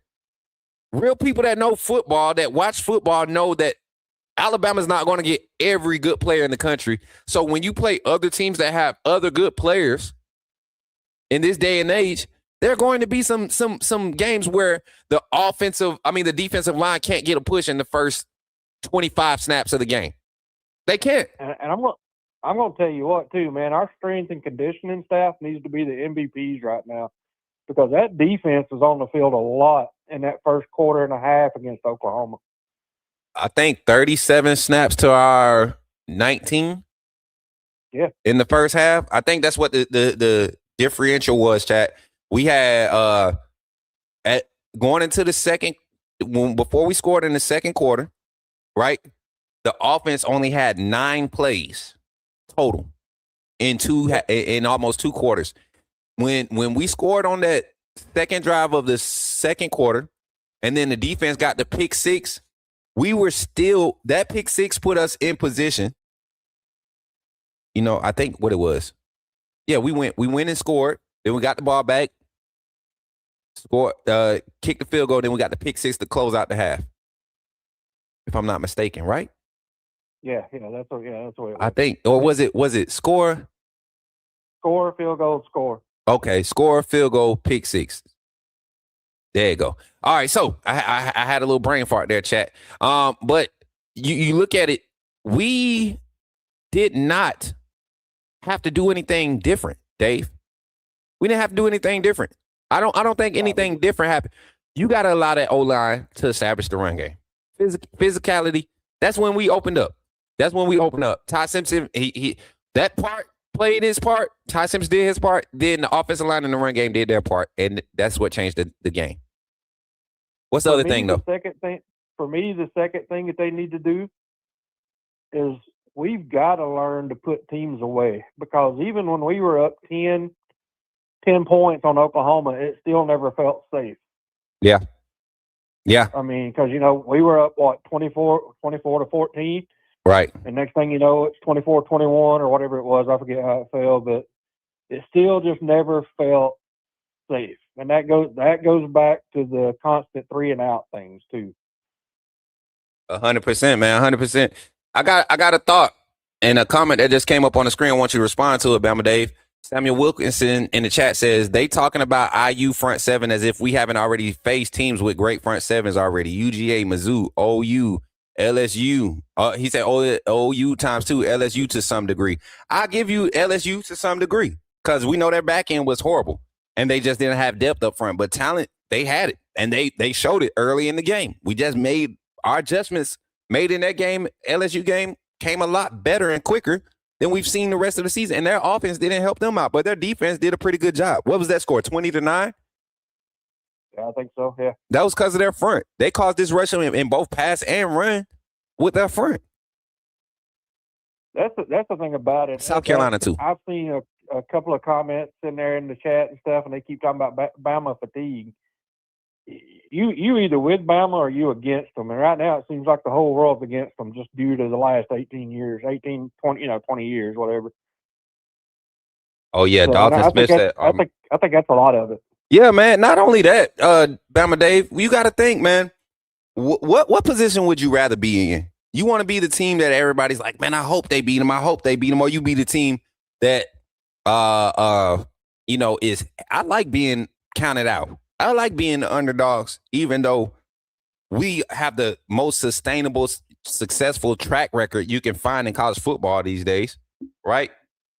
But for some reason, it needs to be that way for this team. You know what Saban ran into was a bunch of entitlement his last 3 years. And I'll tell you what too, and a lot of people don't give DeBoer enough credit on this. Look at Saban's last 2 years and look at the number of penalties that those teams had per game. And look at how DeBoer has cleaned that up. People does not give that man the credit he deserves for cleaning up the stupid, the silly, the false starts, the defense jumping off side, everything. Nobody gives that man enough credit for cleaning all that up. Yep. 100%, man. And I say this, like, it's a new age, man. Kids respond differently. Player-led, what do you hear a lot of coaches saying in their interviews about player leadership and all that? Like, the player-led locker room concept is the way to go. Saban wasn't necessarily player-led. He would appoint guys, and he would say, this is the standard. And they would say that and echo it, but he was still like the voice that everybody heard. Right now, the disciplinarian. Yeah, and it worked. I'm not saying nothing's wrong with it. It worked for that day and age. Now kids have access to information. You don't know what some of these players are sitting at home looking at it and researching on their phone. Psychological ways to get my coach to stay off of me. How do I show effort in practice without giving maximum effort to keep coach off my? Like, that's simple stuff, simple and funny stuff that kids have access to do nowadays. And our society has created a mindset that makes laziness or not doing the bare minimum to get the max. They've made that a thing. Like, they've accepted it, and it's bled into our athletics. It's bled into competition. And I think you have to, at some degree, you have to find those guys that don't want that and have the talent and the skill set and are confident in being in that mind frame, and get those guys to come together and look at each other and find the mature ones in that group to say, okay, you guys lead. It's on you. If everybody on this team does everything when it comes to this football team, if they do it like you, that's on the field, off the field, in the classroom, in the weight room, if they do it like you, then we can be successful. So this is the message I'm going to put out to the team. However you portray this team, whatever you do is how this team is going to be portrayed. That's something to put on a 18, 19, 20-year-old young man. And then for them to have the maturity to go out and carry out, that's part of what this staff has done. Coach K and the board has done as far as changing the culture while maintaining a winning culture. 9-3 one season, 10-2 the next season. How are we not getting better? How's he on the hot seat after improving a game from last year? I'm going to tell you what, man, and I'm fixing to show my age a little bit, but I remember watching Prince Wembley spin a ball in the Sugar Bowl in like 88 or 89. Yep. Before my time, but I was there. I was just watching the docu. When he come off to the sideline, Bill Curry reached and got him by the face mask. If the board did that to one of these kids today, they'd be in the portal before they ever hit the bench. Be in the portal? You mean the board be out the door in some case against him, NCAA legally and all this other stuff on the outside? That player's family and his representation and that agent want a piece of it and all of it is a different day and age. It's a different day and age. Some players, even the pat on the butt that Nick Saban gave to A.J. McCarron. Yep. That wouldn't go over well with a lot of players. You got to be able to find these players, man. You got to be able to find these players. And Kalen DeBoer has done a great job transforming this roster, man. Final thoughts, Bama Dave, before we get out of here, man. Man, my biggest thing is just take it to Indiana. Let's us against the world, and let's prove it that way. 100%, man. Roll Tide, brother. Roll Tide, man. Thank you for calling in. Y'all give it up for Bama Dave, man. Bama Dave is a solid like personality name too, man. We need to get our featured card list together. As a matter of fact, as we get ready to close out the show, how many likes we got? We got them 50 likes yet?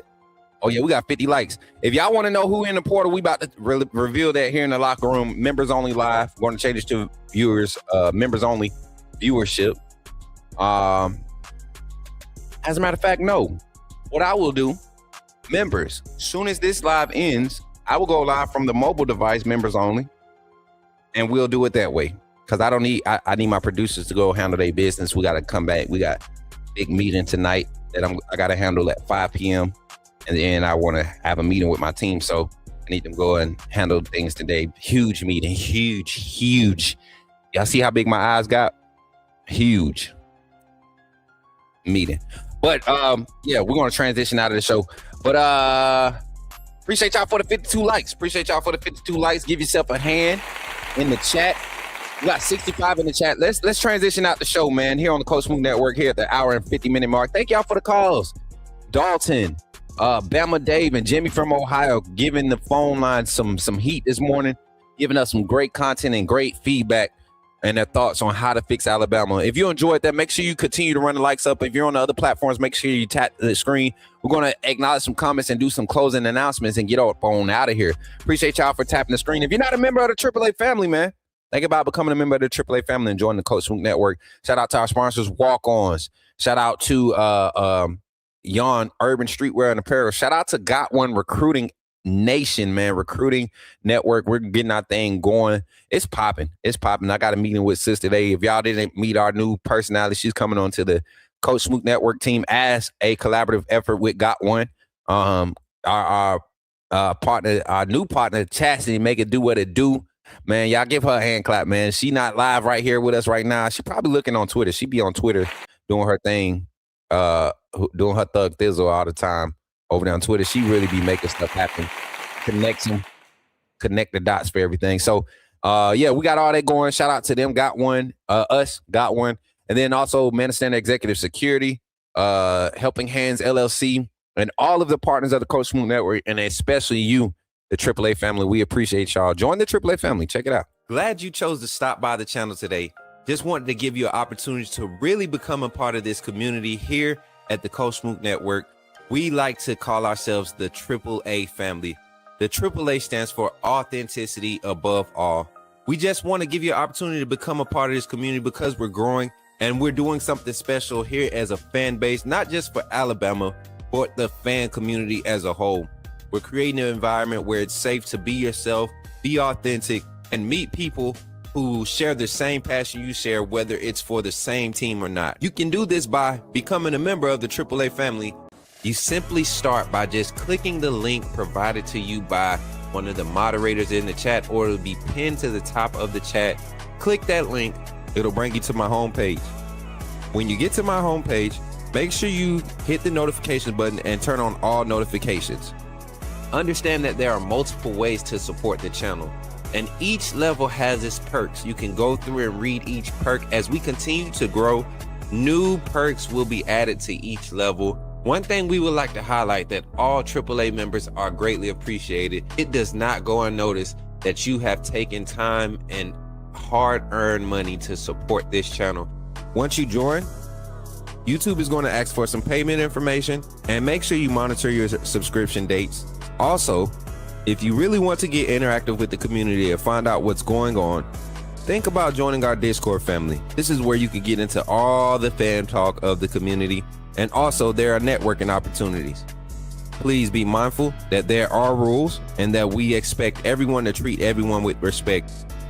Also, if you're looking to partner with Coach Smook Network or sponsor, please hit us up at coachsmooknetwork@gmail.com and our staff will get back to you in a timely manner. I'm your boy, Coach Smook of the Coach Smook Network, and I thank you for supporting this channel.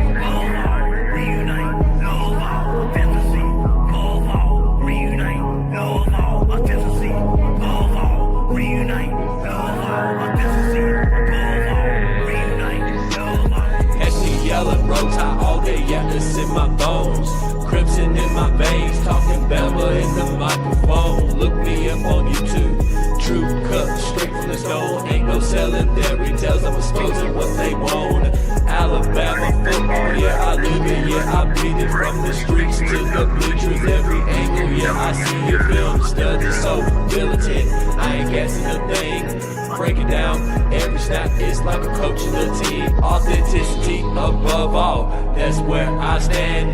If you ain't a real fan, you'll fail with the fan. They tried to box me in, and I keep it though off the frame. Turn the pressure into power, put my stamp on the game. Put me in the game, coach, in the game. Put me in the game, coach, Smook, that's what they saying. Put me in the game, coach, in the game. Put me in the game, coach. That's what they say. Players and the staff are pulling up right now for today's scrimmage. Coach David Ballou in the front.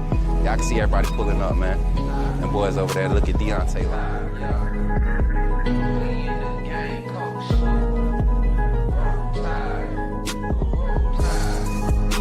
Hey, I'm walking out of Walmart.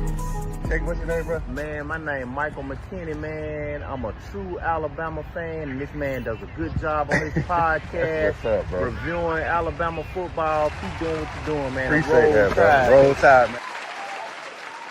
Yes, sir, Bama Nation, AAA family. Another great one, y'all. Another great one. I appreciate y'all for y'all support. 1,000%. So, if you wasn't here and you didn't know, we will be doing a members only live. Get your wristband. Go ahead and get it. Because if you don't, you won't know beforehand which players that I have confirmed entering the portal. As far as paperwork being done, I've already made it their duty to announce that they're going to be in the portal. And barring any drastic changes, regardless of a national championship, some of these players will be able to go. Will be transitioning away from the Crimson Tide after the season. So, you want that information? Jump in here. Get your wristband. You don't have to be live to get a wristband. Click that link. Get your wristband. Give me about 20 minutes to get set up, and then we'll be live with that information. We'll be live with that. Bama Tall Boy is in the building, man. Bama Tall Boy, you've been out here causing trouble for your boy, man. Leave Piano Man and Kangaroo Black alone, man. I hate that I even revealed that story while some of y'all was in here. Ever since I told that story about that situation, man, y'all be beating up on them folks. Let them have fun on their panels, man. I'm over that stage. We passed that phase of our career, man. That was part of the initial phase. You gotta let folks know that you here. I don't need Kangaroo Black's name on my channel to grow, man. We've done 3,000. What we at? We're almost at 4.1K, right? We're almost at 4.1K. So if you take away the 36 people it wasn't. It was 16 that actually subscribed that night from his channel. If you take them 16 away, yeah, I appreciate your help, bro. And if you did subscribe from Kangaroo Black channel, you've been rocking with me, still rocking with me, and understand that it's all just content at the end of the day. All just content at the end of the day, man. I appreciate y'all. And everybody else, man. Our supporters, man. AAA family members, haters, non-supporters, misguided supporters, however you want to look at it. Appreciate y'all for tapping in. What's up, Bama Boy? Dave, it's good to see you in the chat, my brother. Good to see you, man. And Sam, everybody. You love that marching band beat? Oh yeah, that's that neck. But yeah, we just gonna get out of here now, man. I appreciate y'all for showing love today, man. And remember, y'all, show somebody some love today. Tell somebody you love them. Hopefully everybody enjoyed their holidays. We're on our way striding. I was about to say marching and stomping, but striding came out into the new year, man. Share that new year moment with us. Don't forget, man, we actually have a meeting today. Here in about 15 minutes. I'm gonna be doing that members only live on the way to this meeting. We have a meeting at Walk-Ons with our sponsors about the live game watch party event. So yeah, Nevesh, if you see this, we will be at Walk-Ons for the next playoff game. Now, the funny thing about it is I won't be taking all that equipment again. So if we got to up and out of there because of the current of the situation, and y'all know what I mean, Coach Smook got to be at headquarters for us to win. I will be speeding back over here to East Montgomery, Alabama. So I appreciate y'all again supporting and dropping likes on the stream. Thank you for the 62. Looks like we got 62 likes on the stream, 100%. Much love to everybody. And remember, when you see me in the streets, holler at me and say,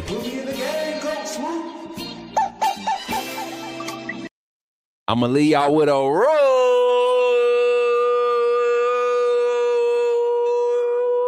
tide. And I'll catch y'all on the next one. Y'all be blessed, man. Put me in the game, Coach Smook. Put me in the game, Coach Smook. Like, share, subscribe. You know we keep it live. Put me in the game, Coach Smook. Put me in the game, Coach Smook. Put me in the game, Coach Smook. Put me in the game, Coach Smook. Put me in the game, Coach Smook. Put me in the game, Coach Smook. Put me in the game, Coach Smook. Put me in the game, Coach Smook. Like, share, subscribe. You know we keep it live. When you see me in the streets, holler at me. Say, put me in the game, Coach Smook. At Walk-On's Sports Bistro, the games are on, the food's delicious, and here you are always part of the team. Welcome to Walk-On Sports Bistro, where every day is game day. Whether it's a post-win celebration, drinks after work, or taking the fam for some made-from-scratch favorites, Walk-On's is your go-to for good times, craft beer and cocktails, and bold flavors for fans of all ages. From melty mozzarella logs to Hall of Fame level burgers. Stop by today or order online or in the app. Walk-On's Sports Bistro. Game on. Put me in the game, Coach Smook. Put me in the game, Coach Smook.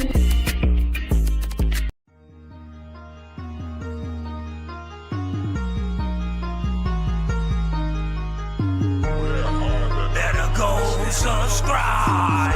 YouTube, roll with the tide. I'm down in the gun with Coach Smook. Through the game, roll tide.